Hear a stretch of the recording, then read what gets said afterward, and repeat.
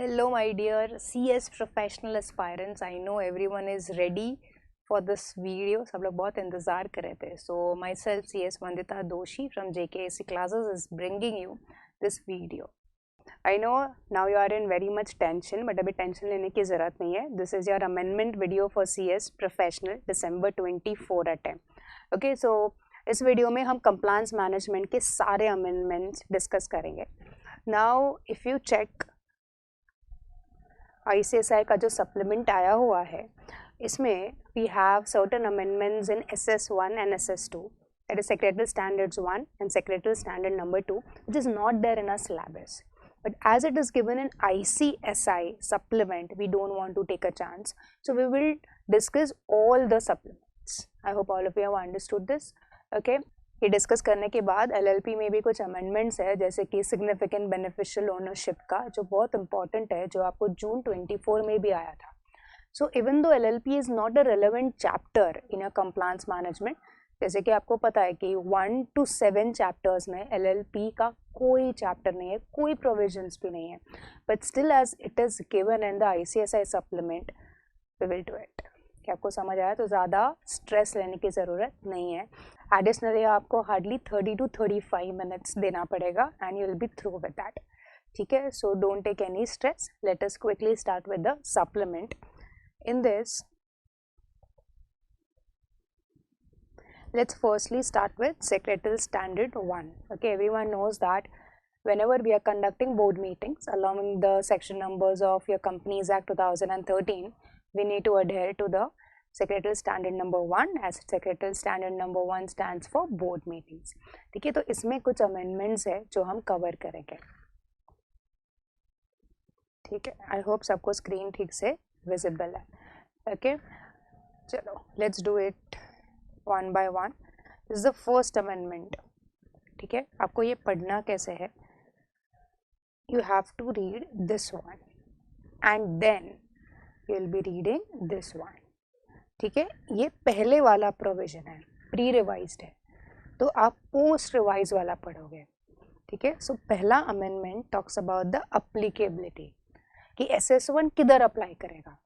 ठीक है, तो SS1 अप्लाई करता है, everyone knows, wherever board meetings are required to be conducted except of OPC, correct, where only one director is there, तो OPC कोई apply नहीं करता.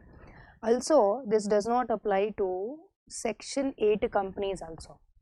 okay, तो OPC को अप्लाई नहीं करता, section 8 को अप्लाई नहीं करता. Also exemptions are there to various private limited companies also. Okay, so exemptions are there for certain private limited companies. कुछ standards private limited को apply नहीं करते. So हम अभी दो चीज़ों की बात करते हैं. एक तो है आपका Section 8 कंपनी. Section 8 कंपनी को Secretarial Standards अप्लाई नहीं करेगा, that is true, but when they are conducting the board meetings, it is mandatory for them that they'll have to abide by provisions of Companies Act 2013. क्या बात clear हो गई सबको? Okay, now let's talk about private limited companies. Certain private limited companies are also exempted from this Secretarial Standards, but exemption उनको तभी मिलेगा जब वो compliance करेंगे. That means अगर private limited company में कोई default किया है, डिफॉल्ट किसमें, filing of AR and FS, तो उनको ये एग्जाम्शन नहीं मिलेगा, तो exemption will be waived off. Okay, so where is that given? Exemption stated shall be available only to those companies which have not committed default in filing of financial statements under 137 and annual return under section 92 with the ROC. तो अगर इन्होंने AOC 4 MJT 7 file नहीं किया तो जो exemptions है उनको नहीं मिलेगा. they'll have to comply with SS1. I hope everyone understood the first point very well. तो SS1 किसे अप्लाई करता है? सारे कंपनीज को, except of an OPC and a Section 8 company. But Section 8 company will have to abide by provisions of Companies Act whenever they are conducting the board meetings. But there are certain exemptions available to the private limited companies. So that exemption will be subject to the compliance. So if they are doing compliance, then only they are eligible for the exemption, otherwise not. So what is that compliance? They have to file annual return and financial statements with the ROC. तो file करेंगे तो उनको exemption मिलेगा, file नहीं करेंगे तो exemption मिलेगा नहीं. आई होप सबको समझ में आ गया इतना. Understood? Okay. Now let's go to the next one. ये आपका सेकेंड अमेंडमेंट जो है is relating to participation of your directors through electronic mode. हमें पहले पता था दैट इलेक्ट्रॉनिक मोड से डायरेक्टर्स पार्टिसिपेट कर सकते हैं, लेकिन कुछ रेस्ट्रिक्शंस थे. कुछ बिजनेस जो है जैसे adoption of financial statements and all, mandatorily director has to be physically present there, then only that was allowed.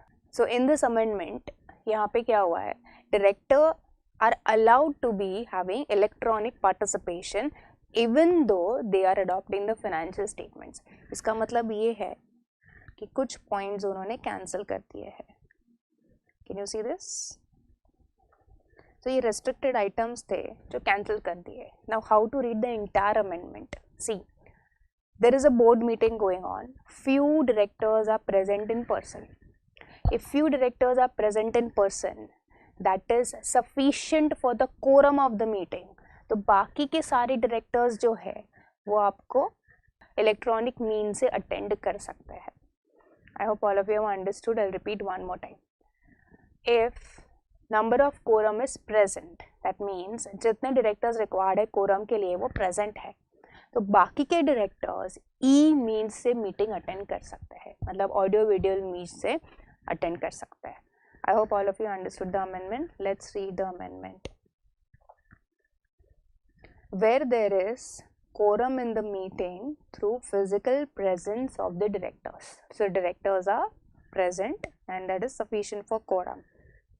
Any other director may participate through video conferencing or any other audio visual means. ये पहले नहीं था, so जो items थे लिखे हुए वो सारे cancel कर दिए. Okay, so what is required over here? The quorum has to be present through physical mode and then others can participate through e-voting. I hope everyone understood the second amendment. So let's go to the third one. अभी आपको पता है जिन directors को ई mean से attend करना है उनको पहले से ही at the beginning of the calendar year company को बता देना पड़ता है. Okay, so over here the same little bit amendment here and there. It says that जिसने ऑलरेडी इंटीमेट कर दिया है that I will attend through electronic means, that person can also attend in a physical manner provided that उसने sufficient intimation दे दिया है company को. Because ये लोकल ट्रेन तो नहीं है ना, कोई भी डायरेक्टर आएगा तो कुर्सी खाली होगा, 4th सीट मिलेगा, ऐसा नहीं होता है. हर एक डायरेक्टर का एक कुर्सी होता है, उसका नेम प्लेट लिखा हुआ रहता है. So everything is there. I hope you are understanding this. So when a director has given intimation that he will attend via e means but he wants to attend a physical participation, then in that case he has to give sufficient notice to the company. After giving sufficient notice, yes, he can attend. Okay, so this is an amendment. Any director who intends to participate in the meeting through electronic mode may intimate about such participation at the beginning of the calendar year. ठीक है, कभी देना है? beginning of the calendar year में देना है. And such declaration shall be valid for how many years? 1 साल तक valid होता है. beginning में बता दिया तो सारे meetings को वो apply करता है. provided that such declaration, ठीक है, जो मैंने बोला था, such declaration is not going to debar him from participation in the meeting, in which case he shall intimate company sufficiently in advance that he needs to participate in person. क्या ये बात समझ आ गई? आई होप ये repeat करना नहीं पड़ेगा मुझे. आपने क्या नोटिस दिया है स्टार्टिंग ऑफ द ईयर में, थ्रू आउट द ईयर जो भी मीटिंग होगा, आप कैसे हो गए, आप अवेलेबल नहीं हो, बहुत बिजी इंसान हो, तो आप ई मीन से अपॉइंट हो गए, not appoint, I am sorry, but आप अटेंड करोगे ई मीन से. लेकिन now you want to participate in person, मतलब खुद जाओगे आप, चाय पानी नाश्ता करना है ना, समोसा खाने के लिए खुद जाना पड़ता है, तो इन दैट केस क्या करना पड़ेगा आपको? इंटीमेट दे दो. तो is that initial declaration going to debar you from participation in the meeting in person? Answer is no. Everyone understood this? अभी एक सिंपल सी बात है, आपके यूपीएसआई के डेफिनेशन में थोड़ा सा चेंजेस है, क्या चेंज है वो देख लेते हैं। यूपीएसआई सबको पता ना, अनपब्लिश्ड प्राइस सेंसिटिव इन्फॉर्मेशन, कोई ऐसा इन्फॉर्मेशन जो कंपनी को मटेरियली अफेक्ट कर सकता है द प्राइस ऑफ सिक्योरिटीज को। उन्होंने लिस्ट दिया था, पता है ना, financial statements, dividend, change in capital structure, merger, demerger, acquisitions and all, वो सब सही है। चेंज इन केएमपीस, ये वाला हटा दिया, लास्ट वाला, can you see this, material event in accordance with listing agreement, ये हटा दिया, दैट्स इट, और कुछ नहीं है। So what you can do is UPSI का डेफिनेशन आप लर्न कर सकते हो। ओके क्या कौन सी चीज़ें आती है इसमें, फाइनेंशियल स्टेटमेंट्स आता है, डिविडेंड्स आता है, चेंज इन कैपिटल स्ट्रक्चर आता है, मर्जर, डीमर्जर, एक्विजिशंस आ जाता है, then you have change in KMPs, that's it, that is your UPSI. After that, everyone knows that every company will have to conduct meeting within 30 days of incorporation, ठीक है। ये exemption है इसमें 3 companies को, OPC, small company and domain company, ठीक है। तो इसमें जो ऐड किया गया है वो स्टार्टअप का नाम ऐड किया है। See this, company shall hold its first board meeting within 30 days. It is sufficient if they hold further meetings with maximum gap of 120 days between 2 consecutive meeting। लेकिन आपको पता है 3 companies, OPC, small company, dormant company, ये 3 ही थे, अभी एक और को ऐड किया, कौन सा, प्राइवेट कंपनी जो कि स्टार्टअप है, ठीक है। So private company which is a startup, this is newly added. देखो यहाँ पे ये आपको नहीं मिलेगा, लेकिन यहाँ पे है, so this is an amendment, okay. Which is a startup, उनको कितने मीटिंग्स करने हैं, each in half year, 2 meeting साल में, each in half year with minimum gap of 90 days. ये प्रोविजन आपको पता है, ये हमने स्टार्टअप के एग्जाम्पशंस में भी पढ़ा था SBILN में। I hope all of you understood this exemption. Yes, very important point to be noted over here, जब भी आपका मीटिंग एडजन होता है, in counting that number of days 90 days, that adjourn meeting days will also be counted. I hope all of you understood this. Say for example, आपने meeting schedule किया था 1 April 2024 को, लेकिन हो नहीं पाया मीटिंग, कुछ रीज़न की वजह से एडजर्न हो गया, एंड अभी आपका मीटिंग हुआ 10 अप्रैल 2024 को। In that case let's read the provision, फिर आप मुझे बताना कौन सा डेट आपको लेना है, ठीक है, 90 days काउंटेड और not counted. So adjourn meeting being continuation of original meeting, ठीक है। The interval period in such case shall be counted from the date of original meeting. I hope you have understood this. So कौन सा date आप लोगे, 10 अप्रैल लोगे या फिर 1 अप्रैल लोगे, you have to count this because this meeting is in continuation of the original meeting. I hope all of you understood. So 90 days count करने के लिए आप original date of meeting लोगे, not the adjourned date of meeting. I hope all of you understood this.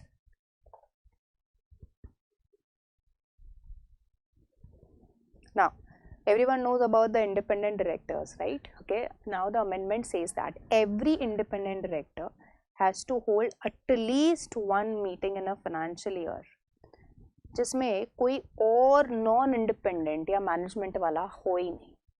I hope all of you understood this, ठीक है। At least 1 in year ऐसा meeting करना है जिसमें कौन नहीं है, non independent and members of the management. And ये कभी करना है, please read this words carefully, 1 in a financial year। क्या ये बात समझ आ गई? After that let's go to the interested director वाला प्रोविजन। सबको पता है that director who is interested,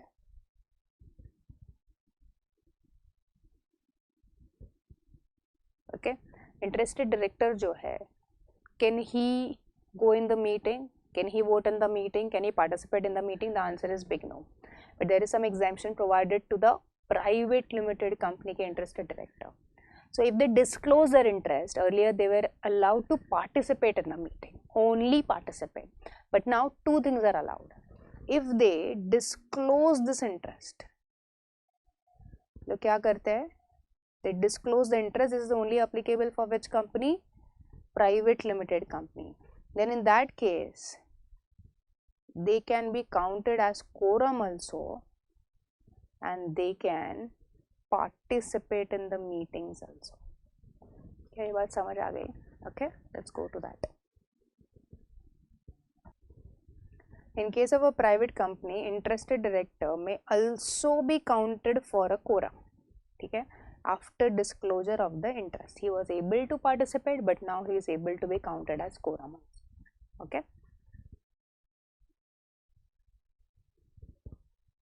Now, directors सबको पता है can participate through e-voting for certain items. That certain items has been cancelled. Provided that what should be present? Physical presence of sufficient number of quorum. Correct? Yes. So if you check this, except restricted items वगैरह apply नहीं करेगा. आपको क्या check करना है? सिर्फ quorum है क्या? quorum है तो सारे business के लिए all directors can attend via audiovisual means.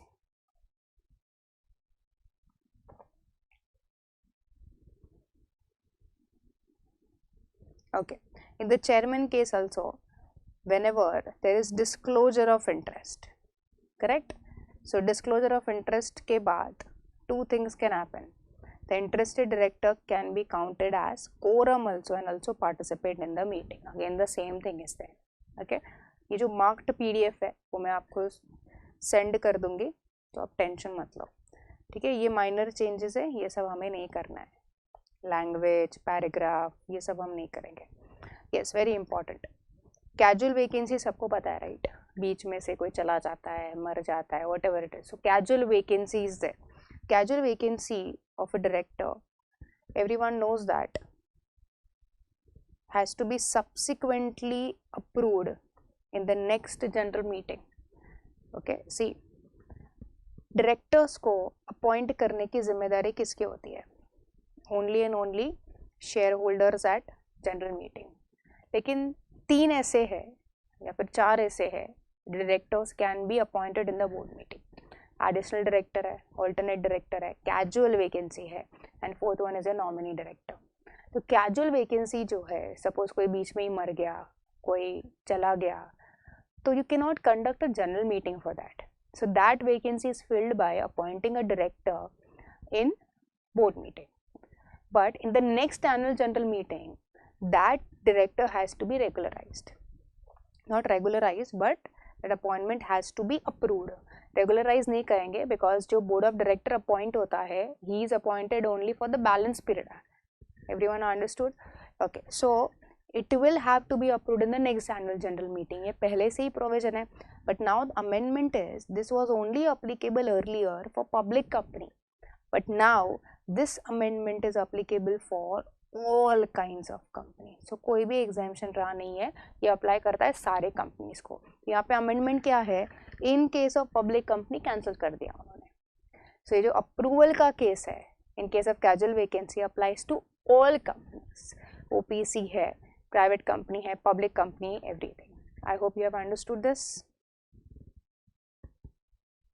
ये था आपका secretary standard number 1. I hope आपको इसमें कोई भी डाउट्स नहीं है. वापस एक बार वीडियो देख लो. ये जो मार्क्ड पीडीएफ है, I am going to share with you. You will hardly take few minutes to revise SS1. ठीक है, ज़्यादा स्ट्रेस लेने की ज़रूरत नहीं है. स्ट्रेस लेके तुम्हारा एग्ज़ाम ईजी नहीं जाएगा, उल्टा सब खराब हो जाएगा. स्ट्रेस मत लो, पढ़ाई करो. अंडरस्टूड? एडिशनल चीज़ें आती है तो आने दो, जितनी आ रही है उतने एज इट इज़ एक्सेप्ट कर लो. Remember, it's your duty to study. तो whatever ICSI is giving you, you have to study that. क्या ये बात समझ आ गई सबको? Now will start with SS2. Okay, तो शुरू करते हैं. पहला वाला provision same like SS1, SS2 का भी applicability is a first amendment. ठीक है, ये किसी अप्लाई नहीं करेगा. OPC को तो अप्लाई नहीं करेगा बिकॉज OPC में जनरल मीटिंग्स होता ही नहीं है, because there is only 1 member. This again does not apply to the Section 8 company. Okay, exemption किसको दिया है? Section 8 कंपनी को. And also two specific exemptions are given to a private company and also to a government company, but this will be available only if they comply. So this is subject to the compliance. They have to comply with section number 137 and section number 92. 137 talks about filing of financial statements and 92 is your annual returns. I hope सबको समझ आ गया. तो ये जो SS2 है ये किसको apply नहीं करेगा? OPC को, गवर्नमेंट कंपनी को, सेक्शन 8 कंपनी को एंड प्राइवेट लिमिटेड कंपनी को. प्राइवेट लिमिटेड कंपनी को कुछ एग्जामिशंस है SS1 SS2 से. ओके, सो OPC को तो ये मैंडेटरीली अप्लाई नहीं करेगा बिकॉज OPC कभी भी जनरल मीटिंग करता नहीं है. But this SS2 will be exempted only if section 8 company, private company and government company comply with section 137 and 92 for the filing purpose. ये क्लियर हो गया. सेम है फर्स्ट पॉइंट ऑफ SS1 और SS2, ज़्यादा stress लेने की जरूरत नहीं है. Second one, ordinary business. Ordinary business में ज़्यादा कोई अमेंडमेंट नहीं है. एक ये पूरा पार्ट था प्रोविजन, ये उन्होंने ओमिट कर दिया है. ठीक है, तो you need not do it. So inserted कुछ नहीं है, अमेंडमेंट्स कुछ नहीं है. After that let's go to the next one. Everyone knows about holding of annual general meetings, correct. AGM जो है एनुअल जनरल मीटिंग हमेशा हम लोग रजिस्टर्ड ऑफिस में कर सकते थे और any place within the town city of the registered office. But now we can hold AGM even outside the city where your registered office is situated. So this is an amendment, provided that we take consent of the members. ठीक है, so let's read the provision. AGM shall be held either at registered office or some other place within city, town, village in which registered office is situated. However, AGM of unlisted company, ठीक है, कौन सा company? Unlisted company, may be held in any place in India. India में कहीं भी hold कर सकते हो, लेकिन इसके लिए आपको प्रायर कंसेंट लेना पड़ेगा.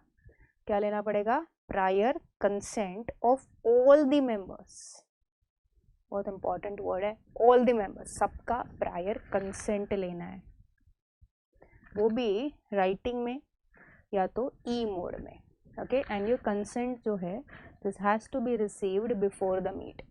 So unlisted company can hold AGM anywhere in India, but they have to take consent of all the members and members का consent meeting के पहले आ जाना चाहिए. I hope you understood the amendment. रही EGM की बात. EGM तो पहले से हम कहीं पे भी इंडिया में कर सकते हैं. Okay, but in case of wholly owned subsidiary of company outside India, EGM may be held outside India also. Everyone agrees with this? Last वाला समझा? Okay, EGM इंडिया में कहीं भी कर सकता है, लेकिन ऐसे कंपनी का EGM जो WOS है of company situated outside India, मतलब उसका holding company बाहर है, तो this wholly owned subsidiary can hold EGM even outside India. Understood with the provision? Next, government company की बात करते हैं. गवर्नमेंट कंपनी भी AGM जो है रजिस्टर्ड ऑफिस में कर सकता है और any place with in same city town where registered office is situated, or it can be even outside the state where your central government approves in this behalf. ये provision में भी था, अभी उन्होंने SS2 में डाल दिया. ठीक है. Now everyone knows that AGMs will be between 9 AM to 6 PM. It cannot be on national holidays and बाकी का similar है. So गवर्नमेंट कंपनी का AGM जो है वो स्टेट के बाहर हो सकता है with whose approval? Central government का अप्रूवल. ये कुछ लैंग्वेज इम्प्रूवमेंट है जो हम नहीं करेंगे. नाउ सेक्शन 101 में जो अमेंडमेंट है शॉर्टर नोटिस वाला, वो उन्होंने SS2 में भी डाल दिया to be at par. So ये आपने कंपनी लॉ में पढ़ा ही होगा. So let's revise one more time. Everyone knows that under 101 we need to give notice 21 clear days का, लेकिन शॉर्टर नोटिस भी दे सकता है. यस, दे सकता है, provided that requisite number of people, that is members, give consent in writing. So how much is that requisite? We are going to see that. तो ये जो कंसेंट है या तो फिजिकल मैनर में या तो इलेक्ट्रॉनिक मैनर में ले सकता है. इन केस ऑफ AGM कितने का कंसेंट चाहिए? Not less than 95% of members should give consent. कितना? Not less than 95% of members who are entitled to vote have to give consent. Okay, now अभी जनरल मीटिंग में हम फाइनेंशियल स्टेटमेंट्स भी भेजते हैं, राइट, AGM में.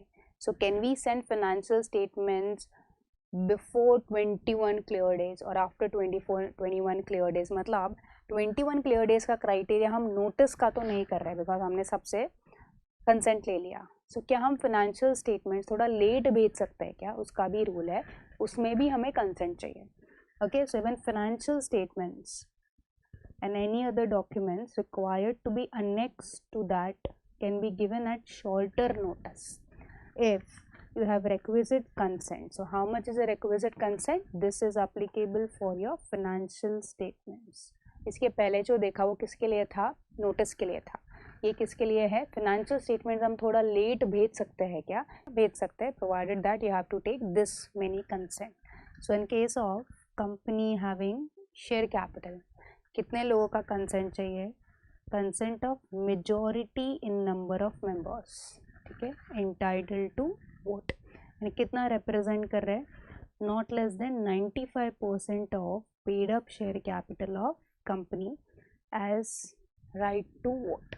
I hope all of you understood this. समझा? This is available for your financial statements. And when company is not having share capital, जब भी कंपनी के पास शेयर कैपिटल नहीं है, इन दैट केस कितने का consent? Not less than 95% of total voting power. Okay, अभी this was for your AGM. हमने first AGM के नोटिस का देखा, फिर फाइनेंशियल स्टेटमेंट्स देखा, अभी हम EGM का या फिर अदर मीटिंग्स का देख रहे हैं. Okay, so now this provision is for any other general meetings. क्या हम शॉर्टर नोटिस दे सकते हैं? क्या दे सकते हैं? कंसेंट शेयर कैपिटल जहाँ पे है वहाँ पे कंसेंट ऑफ मेजॉरिटी, ये तो आपको प्रोविजन आता है, majority number entitled to vote and represent how much? 95% of your paid up share capital of company as right to vote in the meeting. No share capital, consent of not having 95% of total voting power. See, अभी याद रखो, जब भी आप consent लेते हो, share holders में भी सेग्रीगेशंस होते हैं. There are few members who are not entitled to vote at all resolutions. तो if mister A is not entitled to vote at AGM का resolutions, okay, that is financial statements and all, तो उनका वोट 95% में count नहीं होगा. I repeat one more time. If mister A is there, he is not entitled to vote for adoption of financial statements which is going to be adopted in the annual general meeting. Then annual general meeting का जब भी आप shorter notice भेज रहे हो तो mister A का consent 95% में काउंट नहीं होगा because he is not entitled to it. I hope you understood. This can be asked in the form of case law, so please remember this. Yeah. Also, proxy का compliance करना है unless consent of all the members has been taken, कि सब लोग meeting में आने वाले हैं. अंडरस्टूड? तो फिर प्रॉक्सी का रिक्वायरमेंट करने का ज़रूरत नहीं है, वरना प्रॉक्सी करना पड़ेगा.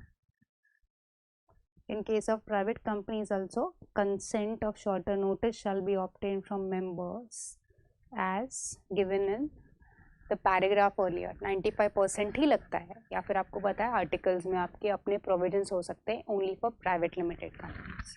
ठीक है, तो ये सारा पार्ट आपने किया, मैंने जितना मार्क किया please do that much only. I will be sharing this one. ठीक है,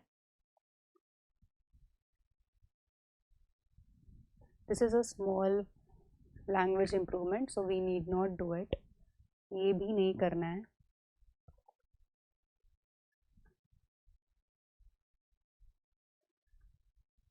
Let's do for related party transactions. ठीक है, everyone knows under section 188 जो भी member related party होता है, okay, any member is a related party, is not entitled to vote in the resolution, correct? Because वो जहाँ पे भी related party है, for approval of that contract he cannot vote. I hope you know that. लेकिन वो एक जगह पे वोट कर सकता है. कहाँ पे?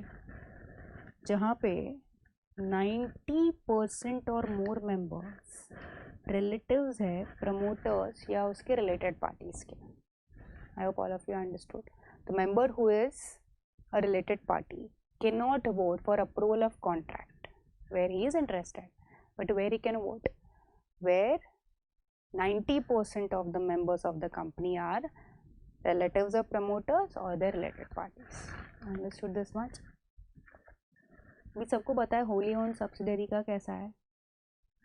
Resolution passed by holding company will be more than enough for entering into which transactions between wholly owned subsidiary and holding company. WOS को करने की ज़रूरत नहीं है because as of every vote is held by whom? The holding company.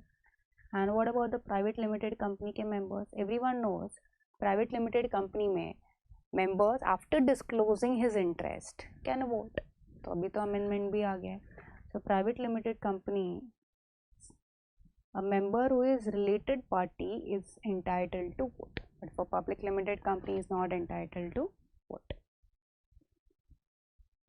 Okay, now let's go for the government company. Now government company के case में can member vote or not?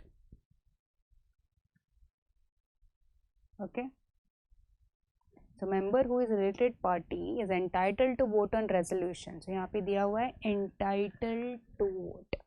कौन सा resolution पे? जहाँ पे पहला वाला देखो किसके बीच में ट्रांजैक्शन हो रहा है. दो गवर्नमेंट कंपनीज है, दोनों रिलेटेड पार्टीज है, लेकिन दोनों कंपनीज जो है जो रिलेटेड पार्टीज है वो दोनों गवर्नमेंट कंपनीज है. Okay, so is member entitled to vote? The answer is yes. In this case they can vote. So government company जो है with any other government company और सीजी और एसजी और any of the combination. So government company का जो member है they are entitled to vote if he is interested. In which case other side कौन है, किसके साथ कॉन्ट्रैक्ट हो रहा है? गवर्नमेंट कंपनी है या फिर आपका स्टेट गवर्नमेंट है या फिर आपका सेंट्रल गवर्नमेंट है. आपने का सी लॉ में पढ़ा होगा, सेम वो लोग SS2 में लेके आए हैं. After that second scenario says that एक अनलिस्टेड गवर्नमेंट कंपनी है. Okay, unlisted government company is there. It is entering into contract with some other company which is not a government company. Okay, लेकिन ये जो contract enter किया उन्होंने, this is approved by some competent authority. Okay, तो अगर ये arrangement है तो इनका जो मेंबर है it can vote for this even though they are related parties. Okay, तो पहले में रिलेटेड पार्टीज कौन थे? दोनों गवर्नमेंट कंपनी थे या फिर एक गवर्नमेंट कंपनी दूसरा स्टेट गवर्नमेंट, एक गवर्नमेंट कंपनी को दूसरा सेंट्रल गवर्नमेंट, तो वो अलाउड था. सो जो भी मेंबर है भले वो इंटरेस्टेड है दे कैन वोट. सेकेंड केस में आपका एक अनलिस्टेड गवर्नमेंट कंपनी है. अगर लिस्टेड गवर्नमेंट कंपनी होता then member cannot vote over there because provision clearly states it's an unlisted government company. So unlisted government company जो है it is having a member who is a interested person. Now can he vote when he is entering into contract for a related party transactions? He can vote provided that जो contract है वो किसने approve किया है? Competent authority ने. I hope all of you understood this. So let's check the provision. Unlisted government company with prior approval of competent authority. जो approval चाहिए वो प्रायर अप्रूवल चाहिए. Other than those contract referred to in A. Other than मतलब government company नहीं है. Okay, I hope ये समझा है आपको. This is just a language improvement, तो ये नहीं करेंगे हम. Now this is about your postal ballot. जो रेजोल्यूशन पोस्टल बैलेट से हम पास करते हैं, okay, that also be passed at the annual general meeting by e voting. Okay, this is the same amendment. So every company except your private limited company जहाँ पे 200 और less than 200 are there, okay, shall transact items only by postal ballot, correct, instead of calling general meeting. However, correct, however, such can be transacted at general meeting where you are providing which facility? E-voting facility to its members. I hope you understood this. Now, can postal ballot वाला जो resolution पास किया आपने meeting बुलाए बगैर, क्या उसे आप resigned कर सकते हो, कैंसिल कर सकते हो, बट ओनली बाय AGM में ई वोटिंग वाला. Okay, so resolution pass by postal ballot shall not be rescinded, otherwise then resolution pass subsequently, दूसरा पोस्टल बैलेट पास कर दिया या फिर जनरल मीटिंग में आपने ई वोटिंग से मेंबर से रेजोल्यूशन पास किया. I hope all of you understood this amendments. कोई ज़्यादा रॉकेट साइंस नहीं है, ज़्यादा स्ट्रेस मत लो. एंड ये जो सारे अमेंडमेंट्स आए हैं कब से अप्लाई कर रहे हैं? 1 अप्रैल 2024. That's why it's applicable for your exams. ठीक है, वापस एक बार वीडियो देख लो, ये वाला रिविजन शीट अपने पास रखो जो मैं आपको भेजने वाली हूँ, इट विल बी अटैच्ड. ठीक है, सो आई डोंट थिंक सो कोई स्ट्रेस है. SS1 SS2 हो गया. अभी हम LLP के कुछ अमेंडमेंट्स स्पेसिफिकली वो बेनिफिशियल ओनर्स वाला डिस्कस करेंगे. Okay, now let's go to the LLP के अमेंडमेंट्स. LLP में यहाँ पे जो अमेंडमेंट्स आए हैं, सी दो LLP is not there in your chapter 1 to chapter 7 of your compliance management, but still June 24 में उन्होंने LLP पे सेक्शन 2079 का क्वेश्चन पूछा था. So let's not take a chance, and थोड़ा सा छोटा सा अमेंडमेंट है, सो आई थिंक इतना तो हम डाइजेस्ट कर लेंगे. ओके, सो LLP में ये दो अमेंडमेंट्स हैं. एक तो register of partners form 4A में every LLP has to keep at the registered office. ठीक है, रजिस्टर ऑफ पार्टनर्स. दूसरा, बेनिफिशियल इंटरेस्ट अगर कोई होल्ड करता है तो उसका डिक्लेरेशन करना है. अगर आपको पता है beneficial interest, it is same like your companies act 2013. If you are holding interest in an LLP, so your name has to be there in the register of partners, but your name is not there in the register of partners, but still you are holding interest in that, or the other way around. Some person's name is there in the register of partners, but he is not holding beneficial interest, someone else is holding, so this is called as a beneficial interest. जैसे हम indirect holding company होती है, subsidiary होती है, यहाँ पे indirect partnership जो है, मतलब आपका इंटरेस्ट है, ideally your name has to be entered over there, लेकिन नेम एंटर्ड नहीं है. ओके, ये सब कौन से केसेस में होता है? Tell you one simple example. I want to hold 100% in an LLP. It is not possible because minimum 2 partners are required. तो मैं क्या करती हूँ, मेरे ड्राइवर को पार्टनर बना लेती हूँ. ठीक है, उसे बोलती हूँ तू सिर्फ नाम के लिए है, पूरा स्टेक तो मेरा है. So how much I am holding? 100%. So can I say the partner is only for a name sake? So he has to disclose that he is not beneficial owner. I have to disclose that I am a beneficial owner, and finally LLP will have to disclose with the ROC that sir, जो registered partner है उसका significant beneficial ownership तो है ही नहीं, कोई और है जो उसे होल्ड कर रहा है. क्या मैं ये बात समझ आ गई? Can you relate with the company law? Similar है. ठीक है, so let's see it. Rule 22A talks about every LLP को क्या करना है, they have to maintain register of partner. ठीक है, कौन से फॉर्म में? फॉर्म 4A में. कहाँ पे रखेंगे? Registered office of an LLP. ठीक है, नाउ एग्जिस्टिंग LLPs जो है, ये अमेंडमेंट 2023 में आया, तो ऑब्वियसली एग्जिस्टिंग LLPs ने तो ये नहीं किया होगा. They'll have to comply with this within how many days? 30 days. Okay, they have to comply within 30 days. And उसमें कौन से particulars लिखने हैं? Okay, उसे ठीक से मार्क करते हैं. Name, address, PAN, date of becoming partner and the succession. ये सब उन्हें लिखना है. अभी ऐसा हो सकता है कि changes in the partner हो जाए, changes in particulars of partners हो जाए, so that has to be given within 7 days. Okay, through.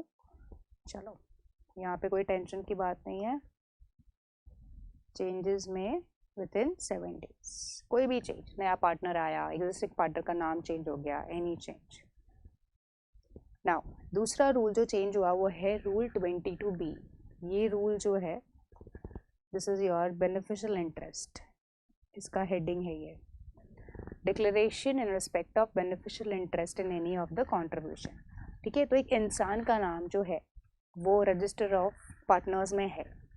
So person who is named in register of partners but he is not holding beneficial interest fully or in partly, तो उसको क्या करना पड़ेगा, such person, मतलब suppose हम ए का नाम डाल देते हैं जिसका नाम रजिस्टर में है लेकिन उसका बेनिफिशियल इंटरेस्ट नहीं है, तो उसका ड्यूटी है क्या करने का, he will have to declare in form B।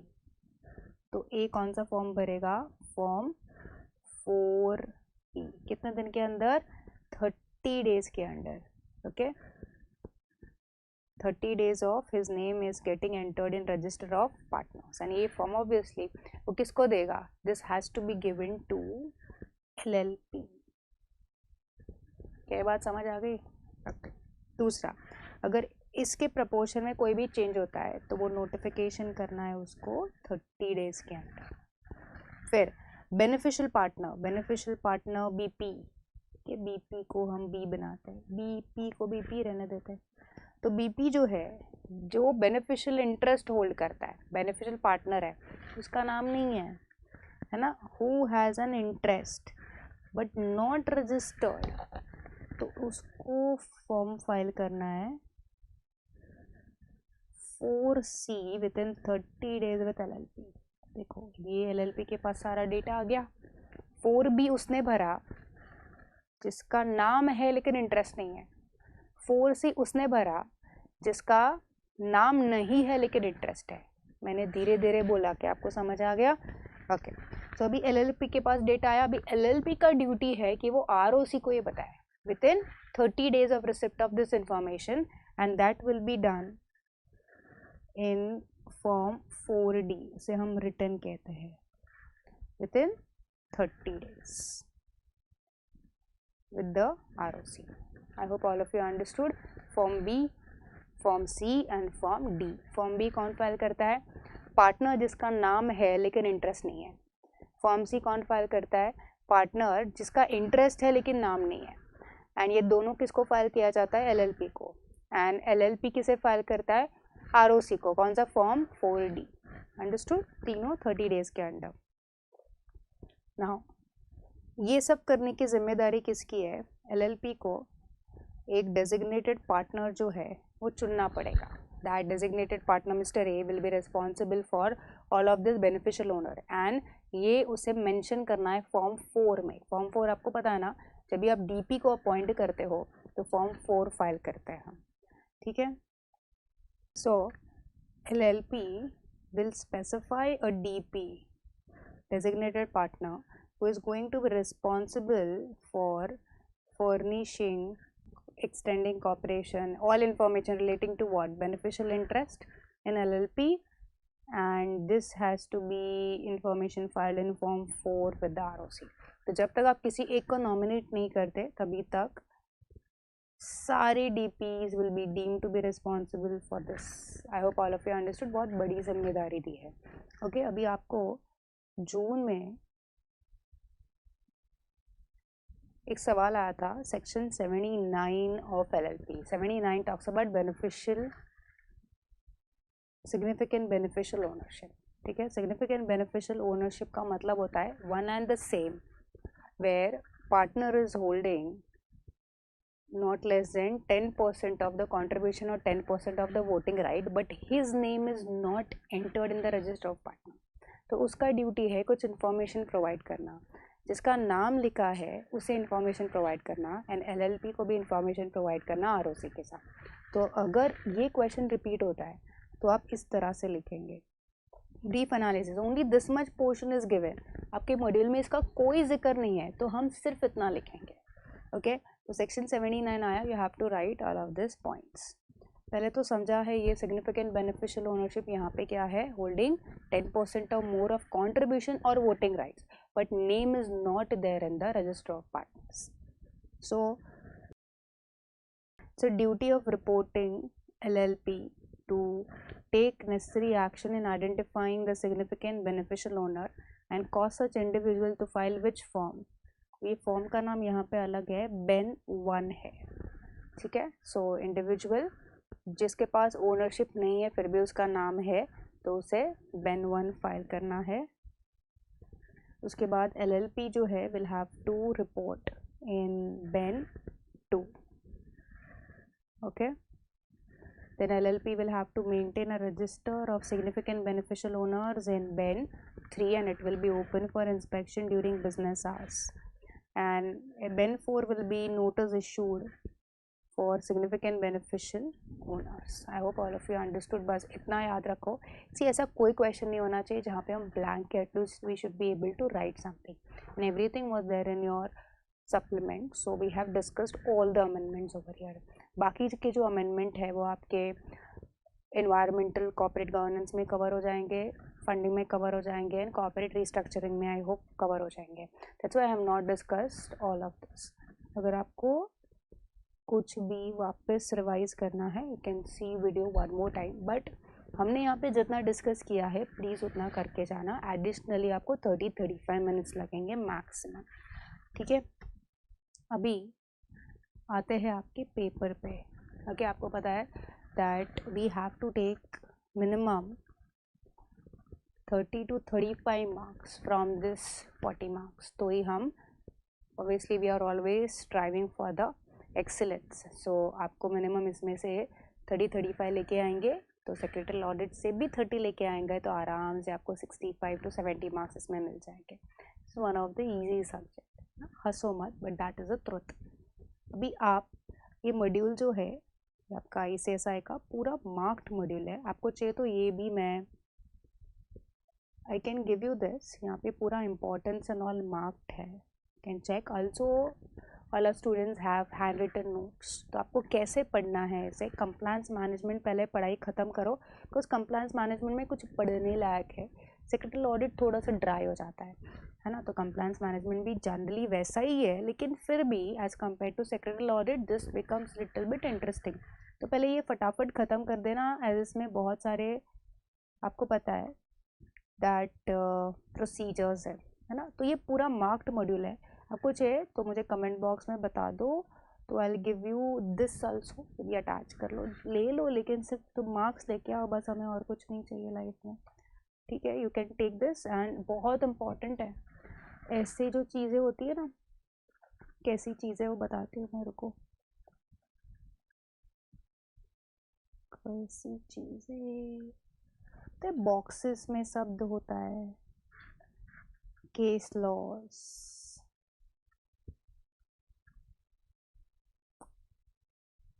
ये नहीं,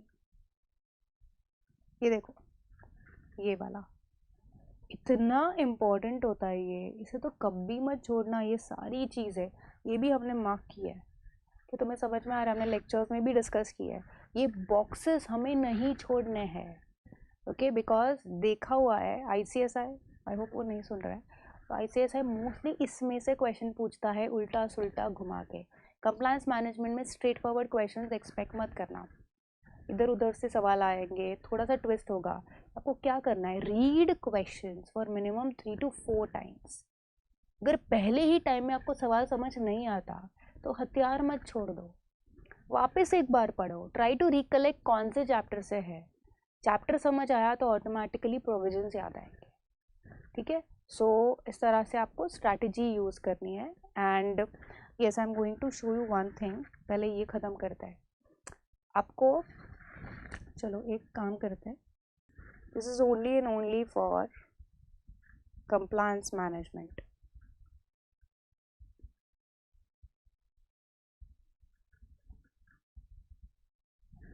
ओके, फर्स्ट ऑफ ऑल आप रेफरेंस किस तरह से स्टार्ट करोगे.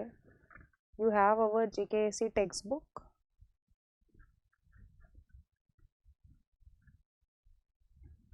और ये मॉड्यूल.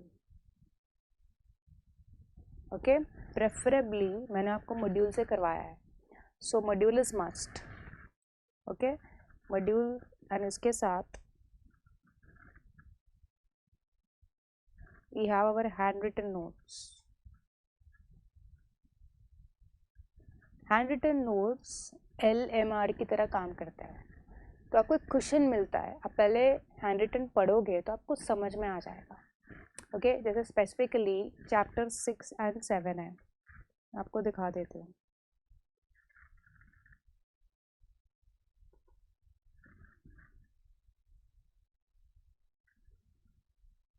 देखो ये हमारे चैप्टर 6 के नोट्स, अगर आपको याद है तो 439, 212 सबसेक्शन 6, याद है ना ये सब किया था. 447 दिखाई नहीं दे रहा है, देख लो.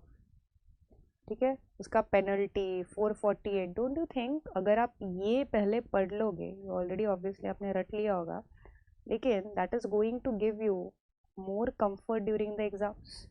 एस्टैब्लिशमेंट ऑफ कोर्ट, तो आपको सारे प्रोविजंस आते हैं, ऊपर ऊपर से रिवाइज करना है. ये देखो प्रोसीजर ऑफ एडजुडिकेशन पूरा लिखा हुआ है. Can you see this?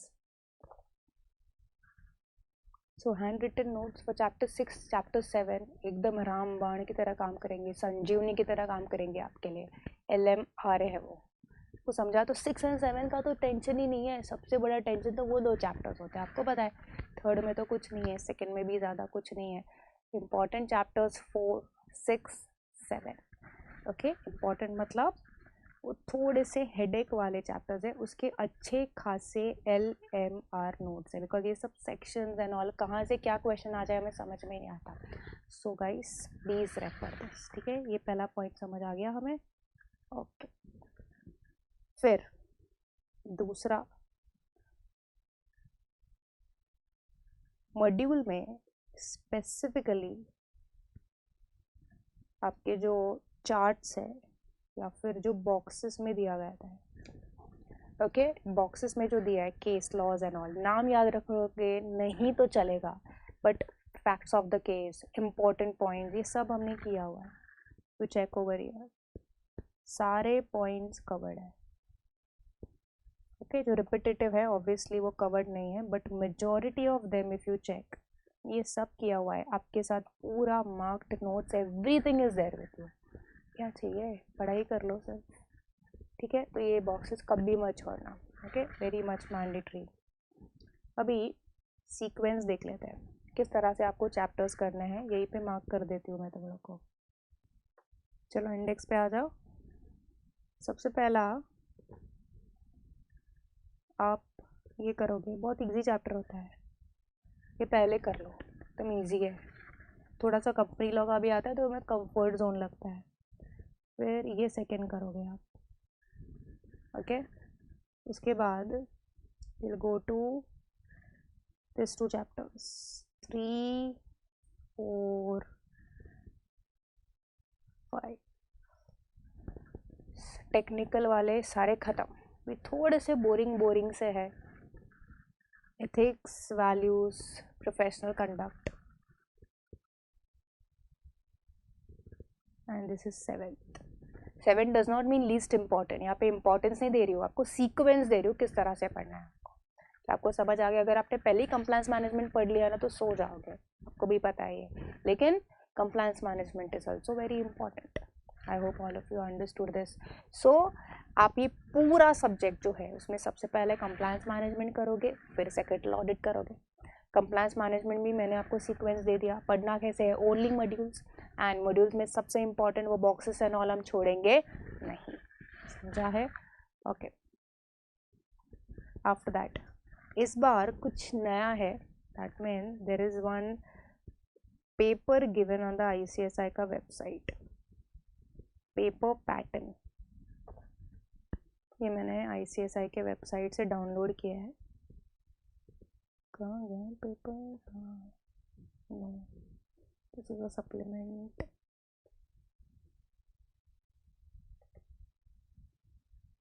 yes, this is your indicative model question paper, professional program new syllabus 2022.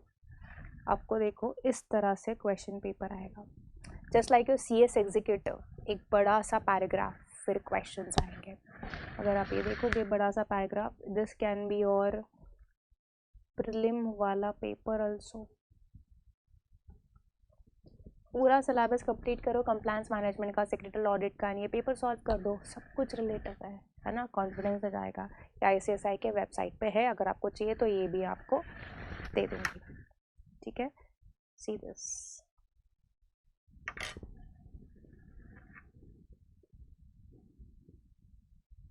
Okay, so this are the questions. Okay, so आपको क्या करना है, you will get paper 15 minutes before your time. So 15 minutes में आपको ये पूरा paragraph पढ़ के रेडी रहना है, okay. And also you have to check all of this questions. पहला वाला देखो कंपाउंडिंग वाला आया है, तो everyone knows the chapter number also. दूसरा वाला देखो कंसीलमेंट सेपरेशन सेक्शन ही दिया हुआ है 447, ओके। उसके बाद company secretary is entitled to enjoy some rights, powers as laid down in Companies Act, yet his position is not free from the liabilities. ये company secretary जो है ना, लीगल प्रोविजंस चैप्टर नंबर 4, वहाँ से question है। Then according to Companies Act, Companies Appointment, Remuneration of Managerial Personnel Rules 2014. I hope everyone remembers these rules. CS must perform certain functions, duties of CS. Everyone knows this, right? With section number मैंने आपको सिखाया हुआ है, तो बस वो लिखना है। This is how your paper is going to be. तो एक पैराग्राफ, फिर 1 2 3 4. After that if you see, second question भी similar kind of है, पैराग्राफ है, एंड आपको उसमें क्वेश्चंस दिए हैं, ओके। तो first 20 marks, second 20 marks, 40 marks over. लेकिन यहाँ पे आपको एक ऑल्टरनेटिव है, टू चेक दिस।